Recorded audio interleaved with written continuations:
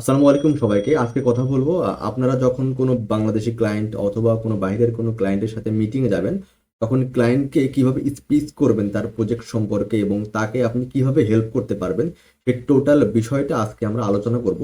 তো আজকে কথা বলবো হচ্ছে আপনি বাংলাদেশি ক্লায়েন্টের জন্য কিভাবে অ্যাপ্রোচ করবেন। কেননা ক্লায়েন্টের হাতে কিন্তু অনেক অপশন আছে, নট অনলি আপনি বাদেও আরও 7 থেকে 8 জন তাকে নক করে রাখছে। তার হাতে এনা পরিমাণ মার্কেটার আছে যার কাছ থেকে সে কাজগুলো করাতে পারে, কেন আপনাকে বেছে নিবে? এইটা হচ্ছে ক্লায়েন্টকে আপনাকে বোঝাইতে হবে। তো আমি হয়তো এইটুকু আপনাদেরকে ব্লার করে দেবো, কেন এটা আমার হচ্ছে রানিং প্রজেক্ট চলতেছে। তো আমি আসলে এই প্রজেক্টটার জন্য ক্লায়েন্টকে কিভাবে অ্যাপ্রোচ করছিলাম, এবং অবশ্যই ক্লায়েন্টের সামনে যখন আপনি যাবেন কোনো কিছু একটা প্রেজেন্টেশন অবশ্যই তার সামনে করতে হবে, আদারওয়াইজ আপনার মুখের কথাই কিন্তু সে আপনাকে বিশ্বাস করবে না এবং আপনাকে ট্রাস্টও করবে না। তো কিভাবে তার প্রজেক্ট সম্পর্কে আপনি বেটার জানেন, কতটুকু নলেজ রাখছেন, তার প্রোডাক্টটা কি, তার প্রোডাক্টের মার্কেটে আর কে কে কম্পিটিটর আছে, তারা কি ধরনের কন্টেন্ট আসলে ইউজ করতেছে, এই ওভারঅল বিষয়টা আপনাকে ক্লায়েন্টকে বোঝাইতে হবে, দেন আপনাকে ক্লায়েন্ট কিন্তু কাজ দিবে। তো চলুন আসলে আমরা স্টার্ট করি। তো প্রথমে এমন একটা ইন্টারাকশন রাখতে হবে যে এটা হচ্ছে আমাদের প্রোডাক্ট, আমি এখানে প্রোডাক্ট সেকশনটা রাখছি। এখন আমরা আসি মূল আলোচনার মধ্যে, ঠিক আছে? এখন ক্লায়েন্ট যে প্রোডাক্টটা আসলে সেল করে সেটা হচ্ছে আপনার ব্যথা নিরাময় করার জন্য একটা তেল। সে আসলে প্রোডাক্টটা সেল করে এবং তার একটা হিউজ কাস্টমার অলরেডি আছে এবং সে আমাদের কাছে আসছে জাস্ট তার বিজনেসটাকে গ্রো করার জন্য। তো সেখান থেকে আমরা জাস্ট তাকে ইন্ট্রোডাকশন দিলাম এরকম যে প্রোডাক্টের ইন্ট্রোডাকশন এবং ফিচার, আসলে তিনি কোন ধরনের প্রোডাক্টগুলো আসলে বিক্রি করে এবং সেই প্রোডাক্টের মধ্যে কোন কোন ফিচারগুলো আছে। তো এখানে আমরা জাস্ট উল্লেখ করছি যে তিনি যে প্রোডাক্টটা আসলে বিক্রি করেন সেটা হচ্ছে রোগ নিরাময় করার জন্য অথবা ব্যথা নিরাময় করার জন্য, এবং এখানে এই তেলটি ব্যবহারের মাধ্যমে কোন কোন রোগ আসলে নিরাময় করা পসিবল। সেটা হচ্ছে হাঁটুর ব্যথা, কোমরের ব্যথা, পিঠের ব্যথা, মেরুদণ্ডের যে ব্যথা আছে সেটা, জাস্ট সেকেন্ড, হ্যাঁ, মেরুদণ্ডের ব্যথা, তারপরে জয়েন্টের যে ব্যথাগুলো আছে সেগুলো, অথবা মাংসপেশিতে ব্যথা। এক কথায় যদি বলতে পারি তাহলে সারা শরীরের যে ব্যথাগুলো আছে, কোনো ব্যক্তি যদি এই তেলটা ব্যবহার করে তাহলে তার ব্যথা নিরাময় করা পসিবল। এটা হচ্ছে আমাদের প্রোডাক্টের যে ফিচারগুলো সেটা। ইভেন এই প্রোডাক্টের মধ্যে যে ইন্ট্রোডাকশন বা প্রোডাক্টের যে বেনিফিটগুলো বা প্রোডাক্ট কিন্তু তৈরি হয় সেই যে ব্যাপারটা। তো ক্লায়েন্ট অনেক ক্ষেত্রে তার কন্টেন্টের মধ্যে বলেছিল যে সে 14টি উপকরণ দিয়ে প্রোডাক্টটা আসলে সেল করে, এবং এই 5 থেকে 6টা উপকরণ আছে তার মেইন। তার মধ্যে কি আছে? আদা, রসুন, লবঙ্গ, তেজপাতা, তারপর হচ্ছে আপনার আজওয়ান এবং হচ্ছে মেথি।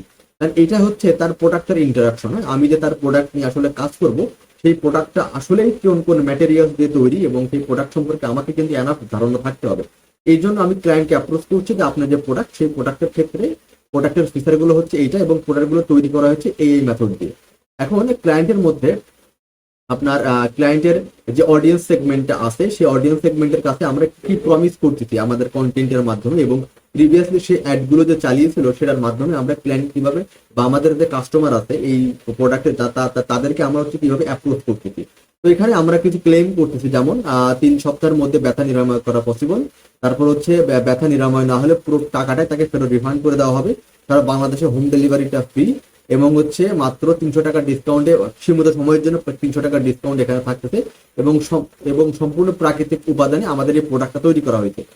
এই যে ইন্ট্রোডাকশনটা আমি দিলাম এখনো পর্যন্ত, এটা হচ্ছে তার যে প্রোডাক্টটা আছে সেই প্রোডাক্ট সম্পর্কে আমি বিস্তারিত আলোচনা করে অ্যানালাইসিস করে এতটুকু বের করতে পারছি। সে কোন কোন ম্যাটেরিয়ালস গুলো ব্যবহার করতেছে, তার এই প্রোডাক্টে ব্যবহার করলে কোন কোন ব্যথা নিরাময় হবে, এবং সে কোন কোন ফিচার গুলো বলতেছে যার জন্য অডিয়েন্স তার কাছ থেকে প্রোডাক্টটা শুনে নিবে। এখন আসেন তার যে প্রিভিয়াসলি কন্টেন্ট গুলো চলতেছে পেজে অথবা অ্যাডে, তো এবং সে যে সেলস ক্যাম্পেইন হোক বা মেসেজ ক্যাম্পেইন হোক যেগুলো রান করতেছে তার মধ্যে কোন কোন বাটন আসলে সে ইউজ করতেছে প্রিভিয়াসলি। আমি যতটুকু অ্যানালাইসিস করে দেখছি তার যে পেজের যে কন্টেন্ট গুলো হতো সেটার মধ্যে থেকে সে ফেসবুকের রিলস কি বিভিন্ন রিলস ফরম্যাটে শেয়ার করতো, বিভিন্ন ফটো শেয়ার করতো, বিভিন্ন এসএস মানে হচ্ছে কাস্টমার যে রিভিউ গুলো দিত বা যদি কোনো ভালো কমেন্ট গুলো হয় তাহলে সেটার স্ক্রিনশট নিয়ে সেই তার পেজের মধ্যে পোস্ট করতো।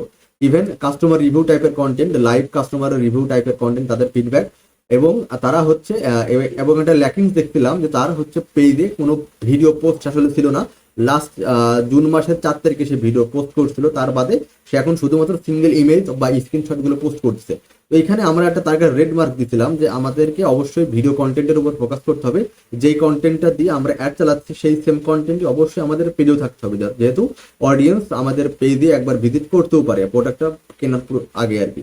এই ক্ষেত্রে ইভেন সে যে হচ্ছে প্রোডাক্ট এবং সে অ্যাডের মধ্যে যে কন্টেন্টগুলো আসলে ইউজ করতো সেটার মধ্যে যে ইউএসপিটা ছিল, আসলে ইউনিক সেলিং পয়েন্ট যেটা ছিল, সেটা আসলে কি ছিল? সে ক্লেম করতেছিল এইভাবে যে 3 সপ্তাহের মধ্যে ব্যথাটা নিরাময় হবে, দেন 14টি উপকরণ সেখানে ব্যবহার করা হয়েছে, ফ্রি হোম ডেলিভারি এবং 300 টাকার ডিসকাউন্ট এটা ছিল, যেটা আমরা পেয়েছিলাম যে আমরা হচ্ছে অডিতে কি কি ক্লেম করছি সেটার আন্ডারে। তার মানে এবং সে যে ক্যাম্পেইনগুলো চালাতো সেটা টোটালি সেলস ক্যাম্পেইন এবং সেটা অর্ডার নাও বাটন দিয়ে আসলে ক্যাম্পেইনগুলো সে লঞ্চ করতো। এই হচ্ছে ব্যাপারটা। তো আমরা এতটুকু তাকে বোঝাতে সক্ষম হয়েছি যে প্রিভিয়াসলি তুমি কোন কোন পার্টে ইউজ করতেছো, এবং এখান থেকে আমরা একটু অ্যানালাইসিস করবো এখন যে আমাদের কম্পিটিটররা আসলে কোন কোন ম্যাটেরিয়ালসগুলো ইউজ করতেছে এবং তারা কোন কোন স্ট্র্যাটেজি আসলে ডেভেলপ করতেছে। এই টোটাল পার্টটা হচ্ছে আমাদের ক্লায়েন্টের প্রিভিয়াসলি যে সে ওয়ার্কগুলো করছে সেই পার্টটা। এখন আমরা চলে যাব আমাদের হচ্ছে যে কম্পিটিটর যারা আছে তারা আসলে কোন ধরনের কন্টেন্টগুলো ইউজ করতেছে। তো এই চারটা পেজকে আমরা আইডেন্টিফাই করতে পারছি, এবং এখান থেকে এইটা হচ্ছে তার সব থেকে বড় কম্পিটিটর, এবং সে আসলে কি ধরনের প্রোডাক্ট এবং সে হচ্ছে কি ধরনের কন্টেন্টগুলো ইউজ করতেছে। সে তার পেজের নিয়মিত রিলস শেয়ার করে, বিভিন্ন ফটো শেয়ার করে, বিভিন্ন ভিডিও শেয়ার করে, বিভিন্ন স্ক্রিনশট শেয়ার করে, এবং কাস্টমার ফিডব্যাক এবং কাস্টমার রিভিউ এই দুইটার উপরে তার মেইন ফোকাস সে দিতে আর কি। এবং এখান থেকে সে যে ভিডিও কন্টেন্টগুলো চালাইতো তার অ্যাডের মধ্যে, সেই অ্যাডের মধ্যে তার মেইন ইউএসপি আসলে কি ছিল, সে আসলে বিভিন্ন তার যে টোটাল যে কাস্টমার রিভিউ টাইপের কন্টেন্টগুলো আছে, সে যে অ্যাডগুলো চালাচ্ছে তার টোটালি ফোকাস ছিল কাস্টমার রিভিউ টাইপের কন্টেন্টের উপরে। ইভেন সে এখানে ইমোশনাল বিভিন্ন গেম খেলতো বা বিভিন্ন ইমোশনাল গেম খেলে তার কম্পিটিটর। সে মুরব্বী একজন মাতা বা পিতাকে নিয়ে আসে বা কোনো ছোট ভাইকে নিয়ে আসে, তাদেরকে দিয়ে হচ্ছে তার ভিডিও কন্টেন্ট মেক করতে, এবং এটাকে তার সে ভিডিও হিসেবে বা তার ভিডিও কন্টেন্ট সেলস ক্যাম্পেইন হিসেবে সেটাকে রান করতো। এটা আমরা একটা গুড পয়েন্ট পাইছিলাম যে না, আমাদের শুধুমাত্র এখন কাস্টমার রিভিউ টাইপের কন্টেন্টের উপরে ফোকাস করতে হবে। এটা গেলো আমাদের একটা যে হচ্ছে কম্পিটিটর তাদের রিসার্চ।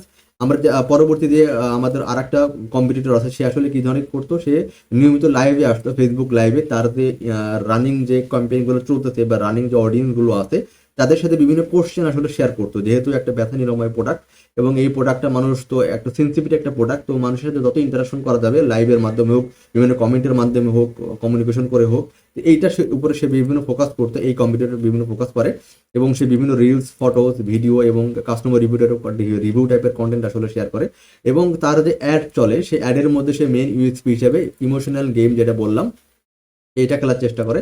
সে এমন এমন কথা বলে মানে ভিডিও কন্টেন্টগুলো বানায় যা মানুষকে দেখে অটোমেটিক্যালি ট্রাস্ট করা পসিবল। এবং সে ইমোশনাল স্টোরিও শেয়ার করতো। সাপোজ 1 মাস আগে একজনের ব্যথা অনেক বেশি ছিল, সে নামাজ পড়তে পারতো না, তারপরে সে সাধারণ চলাফেরা করতে পারতো না, এখন সে তেলটা ব্যবহার করে সে এখন এটা ব্যথা নিরাময় হয়েছে। এই যে ইমোশনাল স্টোরি টাইপের যে কন্টেন্টগুলো, সেই এই স্টোরি টাইপের কন্টেন্টগুলো আসলে ইউজ করতো। ইভেন সে অ্যাডের মধ্যে message campaign, website traffic campaign এবং সেলস ক্যাম্পেইন তিনটার দিকে আসলে ফোকাস করছিল। এই একই ক্যাটাগরিতে পড়ে আমাদের এই যে 3 নাম্বার যে কম্পিটিটরটা আছে, সেও সেম, সে একই ধরনের কন্টেন্টগুলো ইউজ করছে। এবং এতটুকু আমরা বোঝাতে সক্ষম হয়েছি আমাদের ক্লায়েন্টকে যে আমাদের এখন বর্তমানে শুধুমাত্র কাস্টমার রিভিউ টাইপের কন্টেন্ট এবং ইমোশনাল গেম টাইপের যে কন্টেন্টগুলো আসলে হয়ে থাকে সেটার উপরে আমাদের মেইন ফোকাস আসলে নিয়ে আসতে হবে। তো আমাদের যে ক্লায়েন্ট ছিল তিনি এটা ব্যাপারটা বুঝতে পারছে এবং সে আমাদেরকে ইনশিওর করছে এখন থেকে তিনি আমাদের হচ্ছে কাস্টমার রিভিউ টাইপের কন্টেন্ট দিকে বেশি ফোকাস করবে এবং আমাদেরকে সেই কন্টেন্ট আসলে শেয়ার করবে।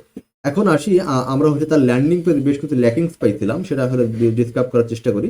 তো মেইনলি একটা সিঙ্গেল ল্যান্ডিং পেজ, বাংলাদেশের ক্ষেত্রে সিঙ্গেল ল্যান্ডিং পেজ 5টা পার্টে আসলে ভাগ করা হয়। তা প্রথম পার্টটা থাকে তার ইন্ট্রোডাকশন পার্ট, সেকেন্ড পার্ট থাকে তার হচ্ছে আপনার প্রোডাক্ট যে কোয়ালিটি, সেই কোয়ালিটি যে আলোচনা করবে সে একটা পার্ট, এবং হচ্ছে হাউ টু ইউজ, সেটা কিভাবে ইউজ করবে সেটার একটা পার্ট থাকবে, এবং কাস্টমার রিভিউ টাইপের যে স্ক্রিনশট হোক, বিভিন্ন ভিডিও হোক, সেটা আসলে শেয়ার করা থাকবে, এবং লাস্টে থাকবে সেটা বিলিং ইনফরমেশন। আমি আসলে আমার ক্লায়েন্টের ল্যান্ডিং পেজটা আপনাদেরকে দেখাচ্ছি না একটা সিকিউরিটি রিজনের কারণে, তো আমি জাস্ট আপনাদের ডিসক্রাইব করি, আপনারা চাইলে এটাকে বুঝতে পারবেন সঠিকভাবে।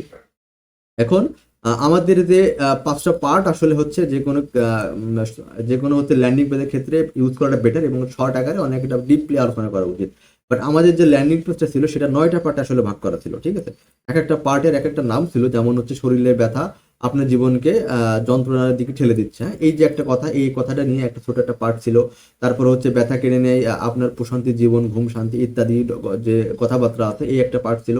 তো অনেকগুলো পার্ট আসলে ছিল, বাট কাজের যে পার্টগুলো আমরা ডিসক্রাইব করলাম, এই 5টা পার্টের মধ্যে যদি আমরা একটা ল্যান্ডিং পেজকে সাজাতে পারি তাহলে আমাদের ল্যান্ডিং পেজটা অনেক আকর্ষণীয় হবে আর কি। তো এই জিনিসটা ওনার এখানে মিসিং ছিল, তো আমরা ওনাকে অ্যাপ্রোচ করলাম, উনি বলছেন ঠিক আছে আমরা এটা দেখি, আমাদের যে ডেভেলপার আছে এটা নিয়ে তার একটা আলোচনা করে তিনি এটাকে মডিফাই করবে।